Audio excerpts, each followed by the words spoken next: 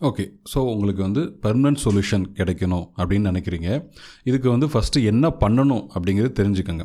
Permanent சொல்யூஷனுக்கு வந்து ஒரே ஒரு ஃபார்முலா தான், உணவு தான்.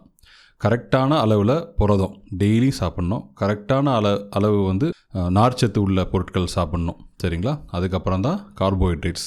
அது போக எக்ஸசைஸ்னால் ரொம்ப பெரிய விஷயம்லாம் ஒன்றும் இல்லைங்க. டெய்லி வாக்கிங் நானும் போகிறேன், நீங்களும் போங்க. ஸோ இந்த விஷயம் நீங்கள் பண்ணிட்டு வந்தீங்கன்னாவே உங்களுக்கு என்ன ஆகும் அப்படின்னா, நரம்பு நல்ல பலமாகும். சரிங்களா? அது ரொம்ப முக்கியம். நரம்பு பலவீனத்தினால தான் ஆண்களுக்கு எல்லா பிரச்சனைகளுமே ஏற்படுது. அப்போது நரம்பு பலமாச்சு அப்படின்னாவே பாதி பிரச்சனை சால்வ் ஆகிடும். நெக்ஸ்ட்டு வந்து பார்த்திங்கன்னா, ஹார்மோனல் இஷ்யூஸ்னால ஆண்களுக்கு பிரச்சனை வரும். ஸோ இந்த ஹார்மோனல் இஷ்யூஸை எப்படி சால்வ் பண்ணுறது அப்படின்னு கேட்டிங்கன்னா, நல்ல தூக்கம். சரிங்களா?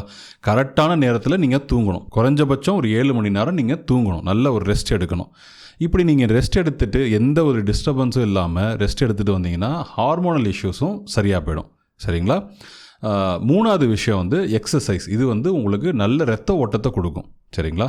அதே மாதிரி அதிகமாக கொழுப்பு உங்களுக்கு உடம்புல கெட்டாது. அப்போது உங்களுக்கு இரத்த ஓட்டம் நல்லா இருக்கும்போது நேச்சுரலாக உங்களுக்கு என்ன ஆகும் அப்படின்னு கேட்டிங்கன்னா, எரெக்ஷன் கம்ப்ளைண்ட்டே வராது.